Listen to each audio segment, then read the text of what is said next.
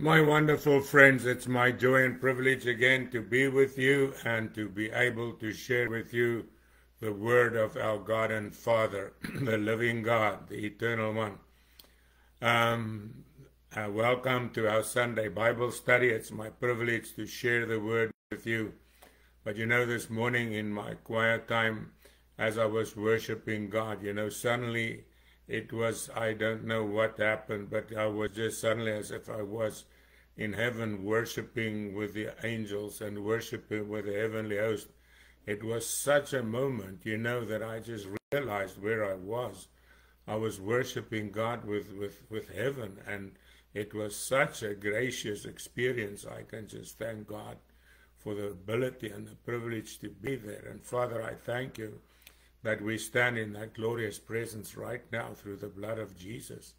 Lord, that we can listen to your voice, that we can hear your spirit, God, that we can experience your touch and know, Lord, that by the power of your word, by the power of your spirit and your life, O God, that we are drawn into the fullness of your divine purpose for us, God, that it will end with us being with you in body and soul and spirit, with you forever, Lord. We may receive our new bodies, but right now, even in the spirit, God, we rejoice in you, we worship you, we bless you, and we pray, Lord, as we open the word, Lord, that you will take it and open it up for us, that you'll implant it in our hearts and our minds. Our whole being will be saturated, Lord, by the truth that's within it, that the essence of it will build us up in our most holy faith and establish the fullness of the glory of the stature of the Christ within us, Father. Bless us and, Lord, embalm our minds, our body, our soul, our spirit in the fullness of your truth. Let the essence of it flow through us, Lord, and establish us in our most holy faith in the perfection of your purpose in our lives. We pray in Jesus' name. Amen. Well, I'm just going to go over what we did last week just as a starting point. Where in Rome we're going to Romans 10, but in Romans 9, Paul says in verse 30, what shall we say then? This was his conclusion of what we studied last week, that the Gentiles did not pursue righteousness. What was the Gentiles doing? We were pursuing our own righteousness, right? They were pursuing it through idols and through false doctrines, right? He says, but they have attained the righteousness of faith. Why? Because it is not by keeping the law that righteousness is attained, but by faith. Now he comes and he says, but Israel was pursuing the law of righteousness. The law was supposed to bring them to Jesus. Remember what we said? Jesus said, you search the scriptures because you think that in them you have salvation, but you don't come to me with the scriptures point. So the faith in the word brings it to Jesus. Now we've come to Jesus by faith of hearing the word, right? But we didn't do it by the law. Of course, our consciences convicted us of sin, but that brought us to Christ. He says, but why? What was the difference? They were not seeking it by faith like we do, right? He says, but they were seeking the righteous by the works of the law, and they stumbled at this stumbling stone. They thought if they could keep the law, they would be saved. But the problem was no one could keep the law. Every one of us failed. And then the Bible says, as it is written, behold, I lay in Zion a stumbling stone and a rock of offense. And what was that? Jesus. And we find it so in the whole of the Gospels. What happened? Jesus came, he did miracle upon miracle upon miracle. He walked on the water. He raised the dead. He healed the sick. He opened the blind eyes. But still the Pharisees and the Sadducees refused to believe him, right? But those who came to him and believed, they were saved. We think of the 12 apostles, of which one was a devil, but he didn't really believe.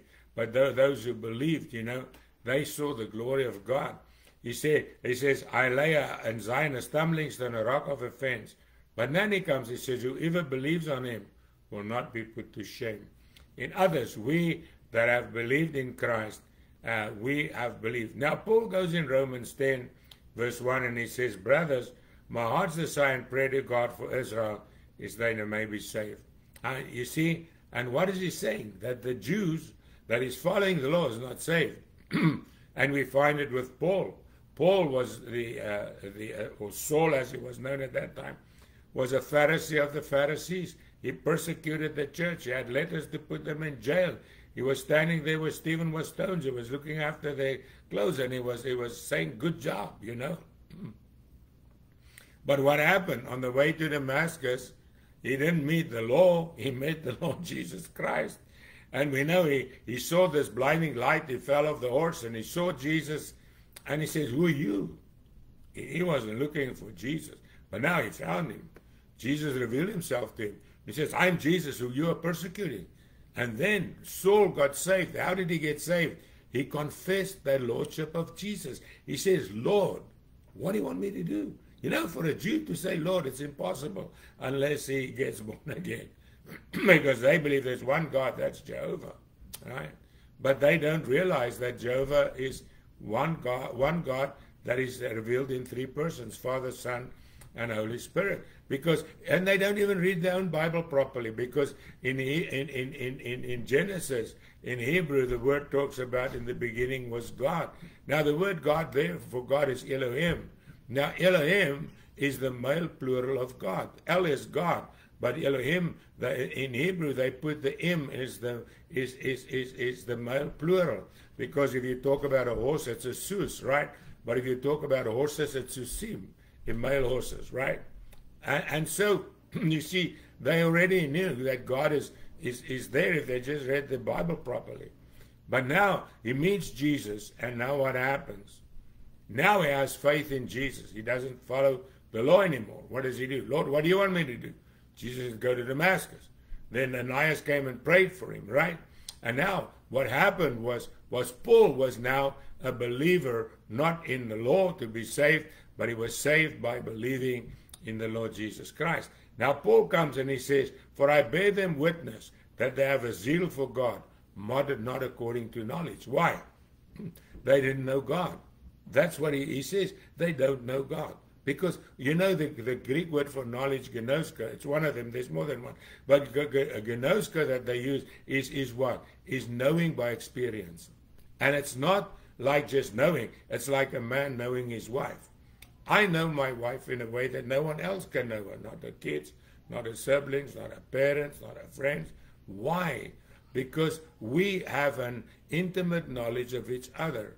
You know, we live together, we eat together, we sleep together, you know, we do everything together. I know her. I know how she feels. I can see when she's upset. I know when she feels great. I know her, you know, I can see when she feels sick. You know, other people might notice it, or might not notice it, but I do. Why? I know her. And so we know each other. She knows me. She can tell me if I'm upset or something bothers me. She'll say, hey, what's wrong? You know, nobody else notices, but she does. Why? Because she knows me. You see, and that's what he's talking about here. Knowing God. Knowing what God feels like. You know, I think one of the greatest shocks in my life was when I realized I can make God happy or I can make him sad. Right? You see, and so I realized that I have the ability to have fellowship with God, to share in God's emotion, to share in God's feelings, because sometimes God doesn't like what I do, and he says, don't do that, right? Then I have to repent and say, Lord, I'm sorry, right? Or if I do something that I know it's good, I get that unction of the Holy Spirit. Well, that was good, you know. And that's where the peace of God comes from.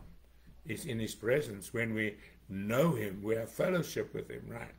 Now he goes on and he says, they do it without knowledge. They don't know God. They're doing it on their own knowledge, their own understanding, and not in the revelation of the Holy Spirit.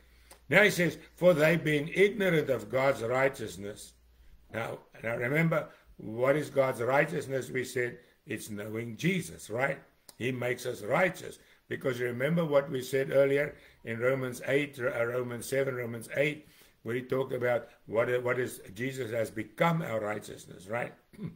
He kept the law for us so that we that couldn't keep the law can stand before God right and pure, because he forgives our sins, he cleanses us from unrighteousness, and now we stand in the righteousness of Christ. Now, they were ignorant, that's God's righteousness. So they were seeking to establish their own righteousness, and they've not submitted to the righteousness of God. Why? They were saying, well, I can be right with God. All I got to do is keep the law. I mean, what was the problem? You ever try to keep the law? I tried, it didn't work. I couldn't. Even now, I still can't keep the law. I still come short. I still sin at times. I'm not Mr. Perfect. You see, so I've learned. I can't, in myself, I have no righteousness. My righteousness is totally and completely and eternally dependent on the righteousness of Christ. And he says, for they've not submitted to the righteousness of God. And now he tells us, what is the righteousness of God? He says, for Christ is the end of the law for righteousness to everyone who believes. In other words, Christ fulfilled the law so that I don't have to fulfill the law to be righteous. Do I still have to keep the law? Sure. I still can steal. I still can murder. I still can commit adultery. I still can, lie. I still can't blaspheme God. All those laws stand, right? But I don't need to keep them to be saved, because my salvation is not determined by my keeping the law. My salvation is determined by my faith in Jesus Christ, who kept the law for me. You see, so he becomes my righteousness, right? He says he's the end of the law for righteousness to everyone believe. In other words, he fulfilled the law. So my righteousness now does not come from keeping the law, but faith in Jesus Christ. Now he goes on and he says, for Moses writes about the righteousness which is of the law. Now he comes and he says, this is what the law says about itself. The man who does these things shall live by them, right? In other words, you got to keep the law if you want to live by it. Now he says, but the righteousness of faith speak this way. He says, now what is the righteousness of God says by faith? Do not say in your heart, who will ascend into heaven? In other words, must I go to heaven to be saved? No. Or to bring Christ down from above? No, I cannot do that, right? He says, or who will descend into the abyss? And that's to bring Christ up from the dead. I cannot do that either, right? But he says, but what does it say? The word is near you. It's in your mouth and in your heart. Okay, now what word? The word of God. Now, what is the word? The word is Jesus, remember? And the Bible says in John 1, and also in 1 John, in the beginning, it says, in the beginning was the Word, and the Word was with God, and the Word was God, right? Now, Jesus Christ is the Word. So if I speak what he speaks, I speak truth. I speak life. And that's what I've learned, that God gave us his Word, not only to obey, but to speak it. Now, that's what Paul says. The Word is near you, in your mouth and in your heart. Because when you receive the Lord Jesus Christ, what is the new birth? The Bible says he writes his laws on our minds so that we will know them. But he also writes it on our hearts so that we want to do them. You see, and that's where the key comes. He says, the word is in your mouth and in your heart. That is the word of faith which we preach. And what is Paul saying? This is what we preach. What must we say? Now he comes here and he says, when you confess with your mouth the Lord Jesus. Now, that's one thing I've done, and I will do it until forever. I confess with my mouth that Jesus Christ is God. I confess with my mouth that he's God. He became a man. He revealed God in human form. He had no earthly father. He was born of a virgin. He was crucified under Pontius Pilate. He rose again on the third day. He went into heaven, excuse me, and he's coming back one of these days to take us to where he is. That's his promise. That's what I confess. That's what I believe with all of my heart. I believe in the Lord Jesus, and I believe that God has raised him from the dead. Now he says, if I confess with my mouth, and I believe that in my heart. Now, there's a catch here too. I believed in my mind, because I went to Sunday school for 12 years. I believed that Jesus was the Christ. I believed he was God, but I didn't know him. To me, he was something far away, waiting to get hold of me when I make a mistake, So I sort of stayed away from him. I prayed little prayers once in a while, yeah, sure, when I was in trouble. But I didn't want to get there where I was supposed to be, right? Why? It was a head thing. But then I read a book and I learned, no, you've got to get him in your heart. And one day, as I was reading a book, I invited Jesus in my heart. And I said, Lord, please come into my heart and change me.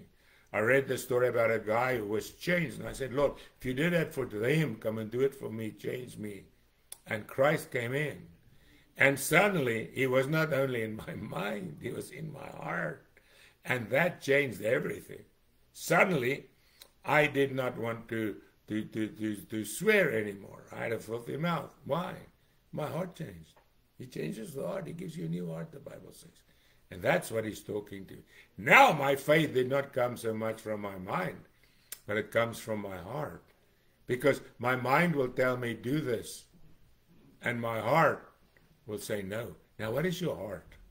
Now the Hebrew word for heart is nephesh. And that's the deep inside place where you become you, where your identity is seated, you know, where nobody can come but you and God if you allow him to, right?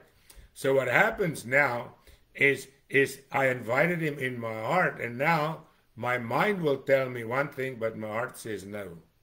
And that is the devil speaks through our minds, right? The flesh speaks through our minds, right? Well, nobody will see, you know, like he spoke to Eve. He says, nah, you know what, God didn't mean it. You won't die. But it was a lie. She believed her mind and not her heart. Because in her heart she had the knowledge that God said no. She said it. She said, yeah, God said so. But she chose to obey her mind. But you see, that's the difference of walking in the Spirit.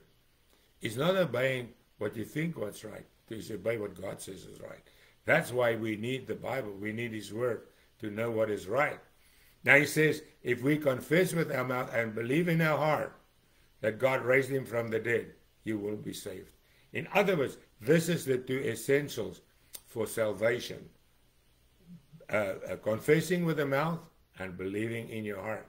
He says, for with the heart one believes unto righteousness. In other words, when I believe in my heart and then I confess with my mouth what my heart says, right? And not what the world says or what people say or what I think even, right? That is when I will be saved. He says, for with the heart one believes to righteousness, and the mouth confession is made unto salvation. Because a lot of people lie.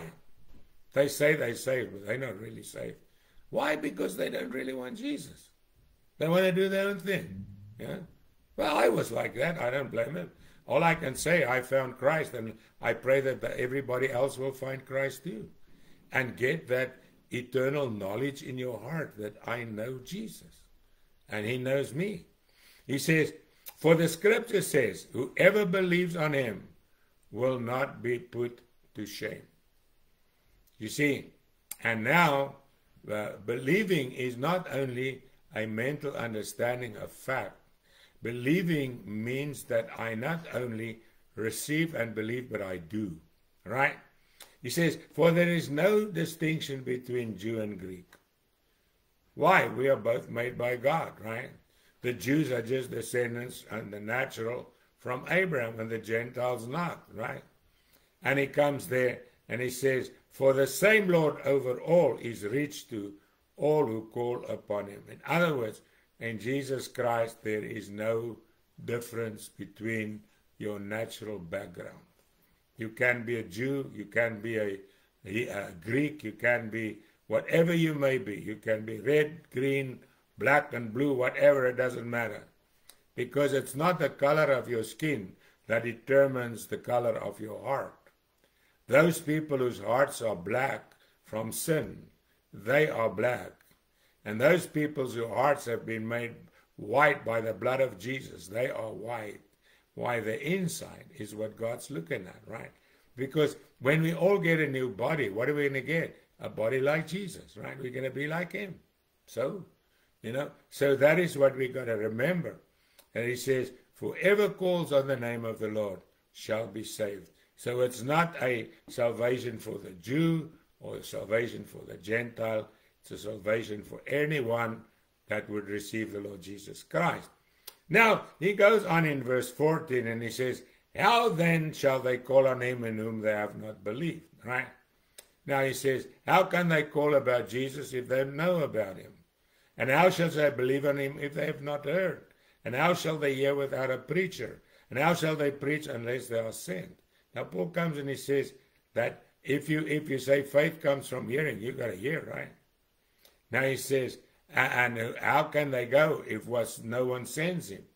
But now he comes and he says, how beautiful are the feet of those who preach the gospel of peace, who brings glad tidings of good things. Now, there is something that is about us. Our feet are beautiful to God, to us who preach the gospel of peace. Now, a lot of people misinterpret this peace that the Bible's talking about. What peace is he talking about? Peace with God. There will never be peace between God and the devil. There will never be peace between the kingdom of heaven and the kingdom of the world. It cannot be. That's two opposites. There can never be peace with us and the world. We're in a different world. Paul says when God transferred us from the kingdom of darkness into the kingdom of his dear Son, we are kingdom of God people, right? And there cannot be peace between the world and God. But we have peace with God. That's what he's talking about. We have the peace of God. And the Bible says, live at peace with everyone as far as possible. It's not possible to live with everyone at peace because they hate us. When we do, we love them. We're just different, right? Now he goes on and he says, why now? In verse 15. He says, but they have not all obeyed the gospel. And you see, here's the truth. Obedience, you remember, and it's not a New Testament thing. It's an ever thing. Remember when Saul disobeyed God when he destroyed Amalek, or he's supposed to destroy Amalek. And the prophet Samuel came to him and he said, did you do the will of God? Yeah, he said, yeah, I destroyed them. And Samuel said, hey, what is this bleating of sheep I hear? And the lowing of cattle. Oh, said Saul, I keep it so that I could bring an offering to God. He was too stingy to take his own cattle and sheep to offer it. He thought he would take the ones he got into battle, that God told him to destroy, he'll bring that to God. And that offering is not acceptable to God. So what happened? Samuel said to him, don't you know that obedience is better than sacrifice, and to listen better than the fatter rams? And then Saul brought the king there too, and Samuel cut him to pieces there in front of Saul. He says, because of your disobedience, God will take away your throne and give it to someone else better than you. You see, and that is why it's so important for us to know that we've got to obey the word of God. He says, for Isaiah said, Lord, who has believed our report? So then Paul comes and he gives us this important scripture. Faith comes by hearing, and hearing by the word of God. You cannot have faith without knowing what God says, because your faith has to be in something. A lot of people preach faith in faith. Say, if I have faith, it's going to happen. It's not. Faith comes by hearing, and hearing by the word of God. You got to hear what God says, and sometimes God says no. They say, well, you can have what you want. True, you can have what you want as long as God wants you to have it. But if you want what your flesh wants, it's not what God wants you to want. He doesn't need to answer you, and he won't. See, and that's where the key is about this prosperity gospel. It's not true. It's a misinterpretation of the gospel. You know, the Bible says in Hebrews 11, some were naked, some were sawn in two. They were destitute, they were hungry because of their faith. It says, go and read Hebrews 11, where it says there, but by their faith, they expected a better resurrection. See, it's not always you can have what you like. You can have what God likes. That's the difference.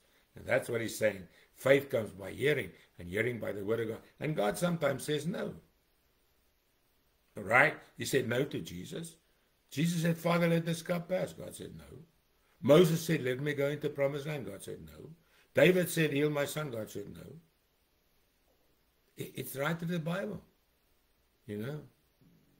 And Why? Because if we really want to follow God, we have to follow His will and not ours. That's why Jesus taught us, let your will be done on earth as it is in heaven. And He said in Gethsemane, the Father, not my will, but your will be done. That's the key. And that's what true faith is. If God says no, I say no. God says yes, I say yes. But now Paul goes on and he says, but I say, have they not heard? Yes, indeed. The sound has gone out to all the words and out to the earth, and their words to the ends of the world. But then he says, but did Israel not know? First Moses says, I will provoke you to jealousy by those who are not a nation. Now, he goes on and he says, but Isaiah is very bold. He says, I was found by those who did not seek me, and I was made manifest to those who did not ask for me. Now God comes and says, I've called you, I wanted to bless you, but you wouldn't come. Right? Now he says, now God said, okay, if you won't come, I'll get people who will come. And who's that? That's us. He says, I was manifest to those who did not ask for me. And isn't that true? You know? And then he goes on, he says, but to Israel, he says, all day long have I stretched out my hand to a disobedient and contrary people. And here's the truth again. It doesn't matter who you are, where you come from, but if you would receive the word of the Lord, that the Lord Jesus Christ, you will be saved. Now, you might be tuned into this broadcast and you've never given your life to Jesus. You've never allowed the word of God to come into your heart and to change you. And if you want to do that, you can pray this prayer with me. Jesus, I believe that you are God who came in human form, that you died on Calvary, you were crucified for me, but again you rose again on the third day for me. And now, Lord, I just pray that you will touch me by the power of your Spirit. I invite you in my heart and life. And I pray that you will heal me from the hair of my head to the soles of my feet. Touch me from the depth of my being and change me. I receive you, Jesus. And if you did that, you'll never be the same again. And Father, I bless you today for the miracle of salvation. That we who did not receive it, got it. When we came to you, you gave us the very best you have, your only begotten Son. You gave us his life so that we can live forever. You gave us your Spirit so that we can have the glory of your Spirit, God. You gave us your relationship with Jesus to us so that we can be your children. We bless you. We honor you. In Jesus' name. Amen. Well, next week we will carry on in Romans 11. So God bless you and have a wonderful and awesome Mother's Day. And again, to all our Mother's Day, Lord Jesus, just bless them. Cover them with your living presence. Lord, let this be a very special day in every family's life. In Jesus' name. Amen. God bless you. Have a great day in Jesus.